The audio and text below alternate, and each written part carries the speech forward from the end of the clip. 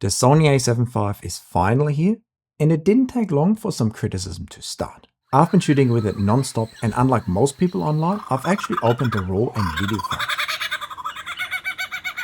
So in this video I will show you where the camera truly excels, where some of that criticism may be justified, and why the camera is probably both better and worse than you think. I'm Wegener, and I've been a professional bird photographer for over 20 years, creating unique photos and videos, and now teaching all of you to do the same.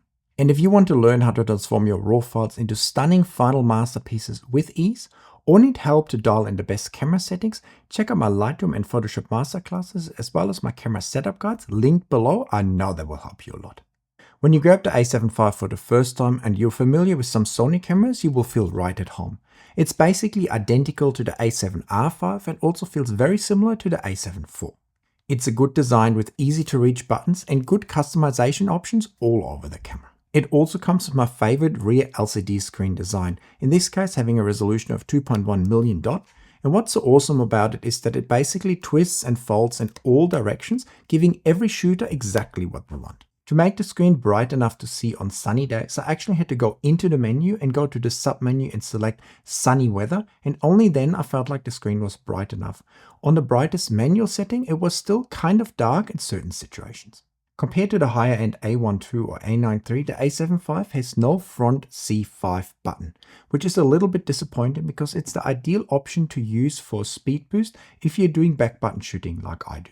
Overall, I like the body, but it's actually not the most comfortable camera to hold in your hand. The main issue with this camera I have is that, especially with bigger lenses, all the weight of the lens and the camera kind of sits on your middle finger, making it a little bit sore after using it for long periods of time in the field.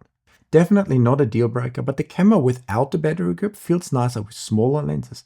And if I was using routinely bigger lenses on the camera, I would recommend to use it with the battery grip, the same one that you can also use on the A7 IV. That makes the camera body a little bit bigger and easier to hold. The A7V has dual card slots. One of them is a fast CF Express Type A and SD card slot, and the other one is a single SD card slot. In an ideal world, I would have loved to see two fast slots, but this is right in line with what we see with other cameras in this segment as well, and apparently people still like to shoot on SD cards, even though personally I much prefer the faster CF Express Type A or B cards. On the other side of the camera we can find dual USB-C ports for fast charging and live streaming, for instance, and also a full-sized HDMI port.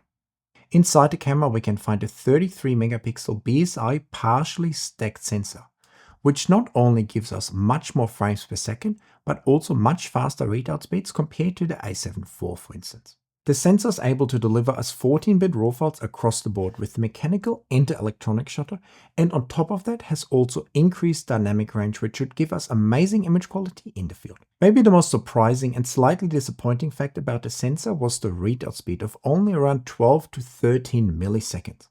Now that is definitely fast and still allows us to use the electronic shutter, but at the same time that's a similar speed to what we for instance get in the R6 Mark III that has a non-stacked sensor. And having a sensor in that kind of 12 to 13 millisecond range means that we're still dealing with a decent amount of image wobbles and rolling shutter in certain shooting situations.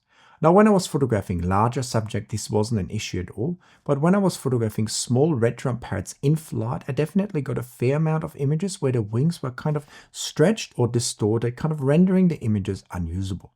So depending on what you shoot, you might find that the camera has no issues with rolling shutter at all, or will sometimes run into scenarios where rolling shutter can become an issue. One major upside of having the faster partially stacked sensor is that we can have a live EVF at all times, which means even when we're taking photos, we're still seeing the live action in our viewfinder, making it much easier to track fast-moving subjects. The EVF itself comes with a resolution of 3.67 million dots and a magnification of 0.78 times, which works quite nicely in the field, but it still feels a little bit like looking at a screen, so maybe a slightly higher resolution here would have been nice, but overall it's definitely fine to use. The other advantage of the faster sensor is speed. We get up to 30 frames per second with the electronic and up to 10 frames per second with the mechanical shutter. On the A7V, I used the electronic shutter exclusively, and it allowed me to capture some stunning mid-air action scenes like of this red drum parrot banking mid-air right in front of me. For action like this, every extra frame per second counts because it gives me the ability to maybe get that one perfect pose, where with slower cameras this is a lot harder. So having 30 frames per second in this camera was definitely a great advantage for me. The first time I used the A7V was actually not out there in the bush, but in Sydney for Sony's launch event for the camera. And for that launch event, we were put into groups and given a challenge to create whatever we wanted in 24 hours. I was in a group with two awesome Aussie creators, Julia Trotti and Dan, and we decided that we wanted to combine our strength. Julia usually shoots portraits and I usually shoot birds, so we thought, why not combine the two, hire a pretty model and find some pretty birds, and then get some beautiful photos of the two interacting. And let's see how that went. What happens when you take a bird photographer and have to shoot with a portrait photographer and you only get 10 minutes in the harshest light to get the images? What am I doing? There are more similarities between portraits and bird photography than you might think. Lighting, pose, and subject connection are key. The only problem is you can't tell the birds what to do. And you cannot tell me what to do either. As you can see, this was definitely a chaotic shoot, and the bright midday sun definitely didn't help our case, but in the end we came away with some images that I actually quite liked. And stepping out of my comfort zone and shooting the birds with another person in the shot was actually quite an interesting experience. And here the A7V performed very well, giving us fantastic image quality, and the autofocus also worked very well, sticking to the human eye if we selected human subject detection, and sticking to the bird if we selected bird. But let's move away from the control conditions and see how the camera performs under tough real-life shooting conditions, because that's what I've been doing with it since then. On one of the first shoots with the camera, I went out with a friend to a local spot here in Melbourne where a barking owl had been hanging out.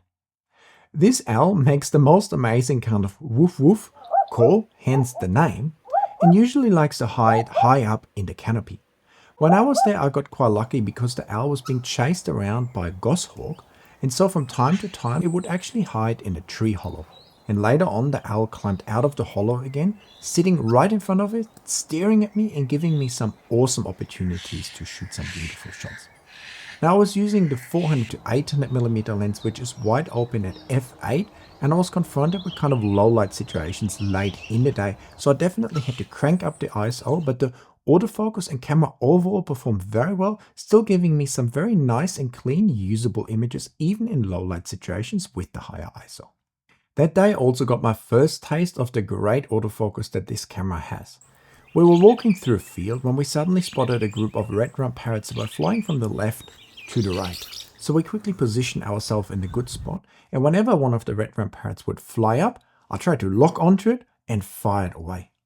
And just like most Sony cameras, the A7V is fantastic when it comes to action tracking, and I was able to capture some beautiful sequences of the birds taking off.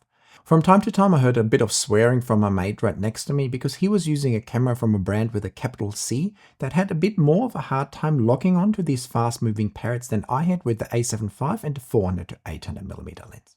And no matter what camera you're using, it's not only important to set it up correctly so you get the best possible performance like I show you in my setup guides linked below, but it's also crucially important to learn the right editing skills to transform the raw files we take in the field into stunning final masterpieces. And to help you to get amazing results quickly, I developed my Lightroom and next generation Photoshop masterclasses.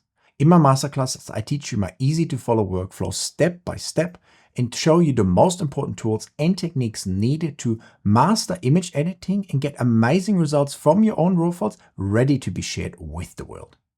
But of course you won't just be watching, because I'm also providing you with my own raw files so you can edit right alongside me. And if you're not sure if my masterclasses are worth it or the right fit for you, check out some of the amazing reviews that I receive on a daily basis from many happy students who I've helped to transform their editing lives, who now get great results with ease and actually enjoy the editing process.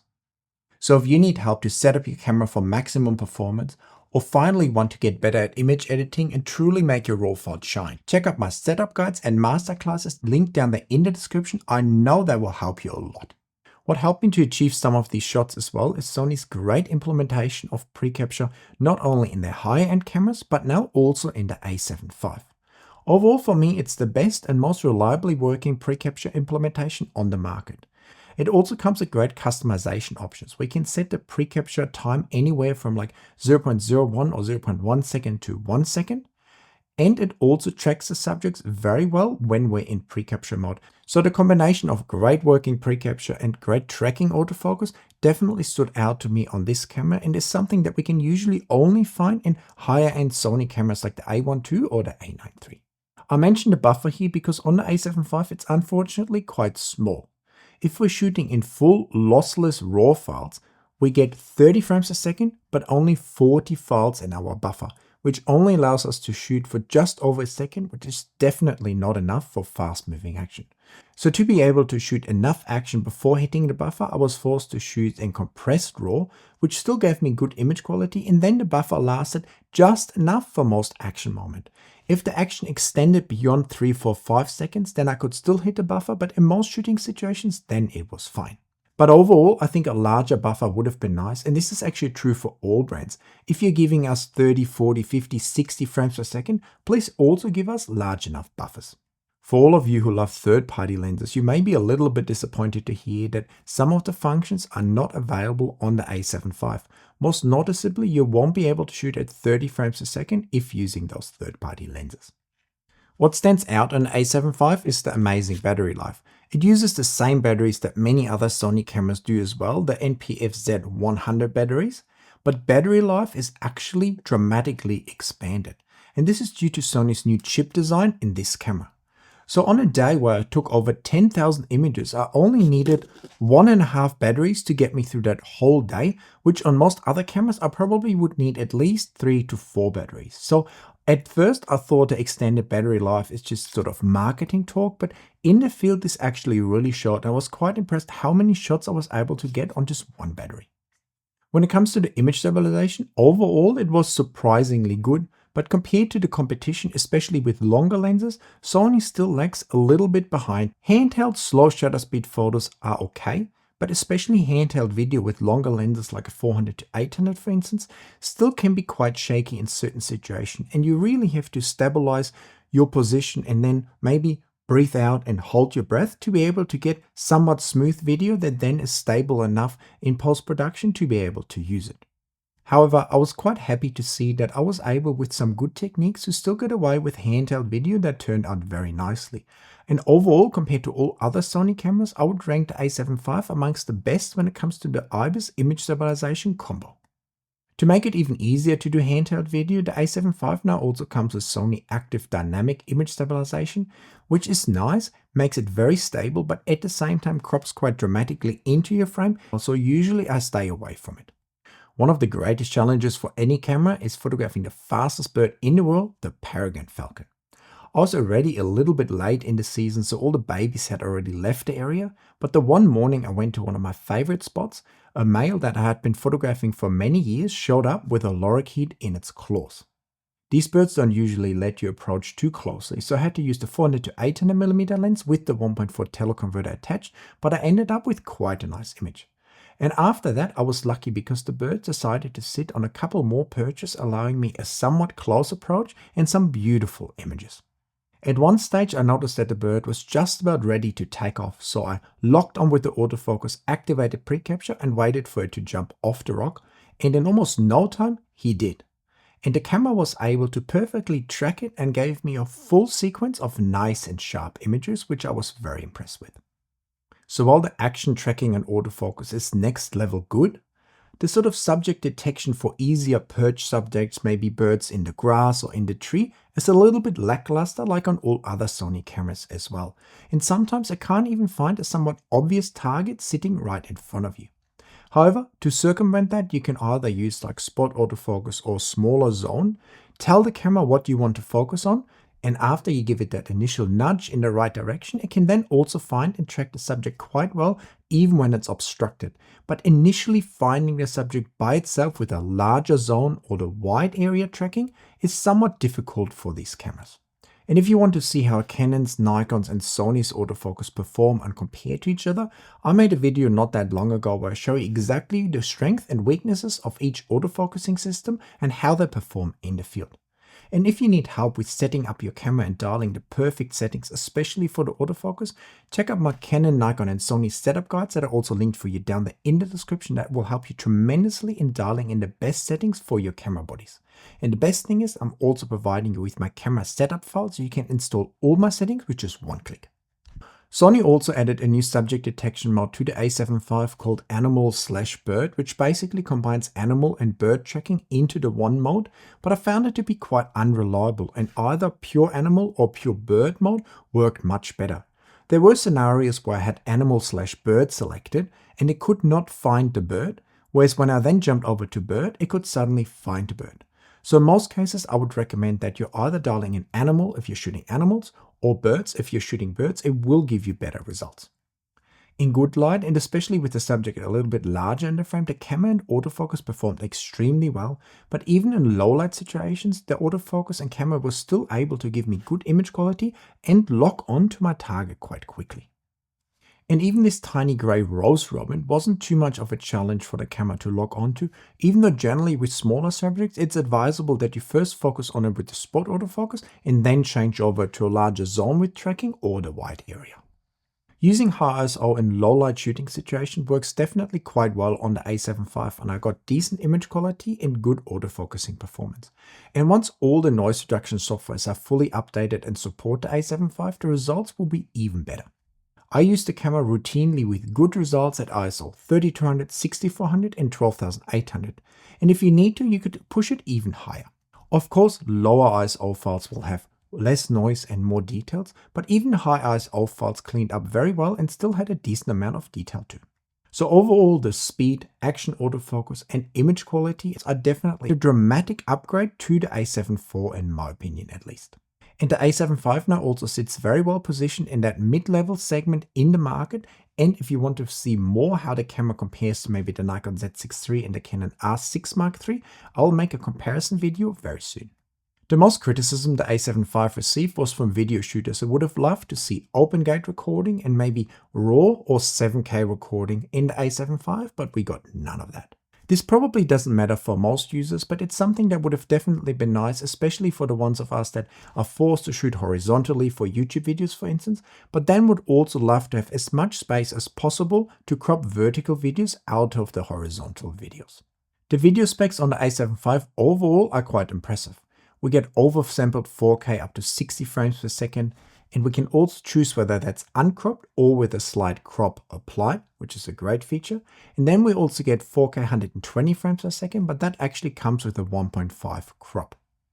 Now in general, I love to shoot video without any crop because I'm usually someone who wants to take a few photos and then take a video clip of the same scene. So if the video suddenly has a crop applied, it makes it much harder for me to take photos and videos because I have to move between shooting photo and video, which doesn't always work when you're shooting shy animals. So having no crop is definitely preferred, and the 4K 60 oversampled uncropped I got out of the camera looked very nice. What came in very handy when I found it displaying Lyrebird in very tough and dark shooting conditions was the second base ISO of 8000 in log on the A7V.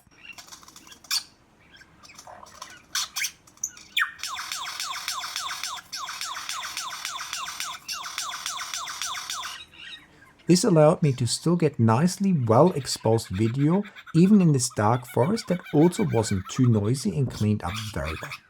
And overheating also doesn't seem to be much of a concern, with the camera recording for longer periods of time without ever showing any overheating signs.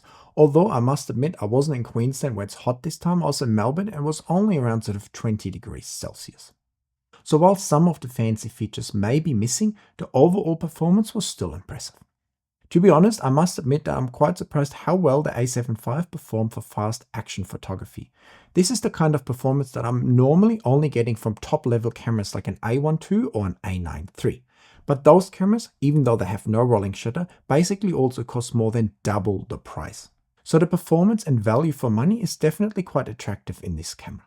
I also enjoyed using the 33 megapixel sensor, which seems to be a great sensor size in general, striking a nice balance of good image quality, great details, but also keeping file sizes manageable and still leaving us enough meat on the bone for cropping. I think with the A7V, Sony has been able to considerably close the gap in that sort of mid-level market segment and now offering us wildlife shooters a very capable camera without spending top-level camera money. What are your thoughts on the A7V? Top or flop? Have you ordered one? Are you going to order one? Are you going to skip it altogether? Are you going to upgrade from another brand or another camera? Let me know down there in the comments. Also give me a thumbs up for the video. Check out my channel membership, my masterclasses and my setup guides. And of course, hit that subscribe button so we can grow our community. And I'll see you in another video very soon. Bye.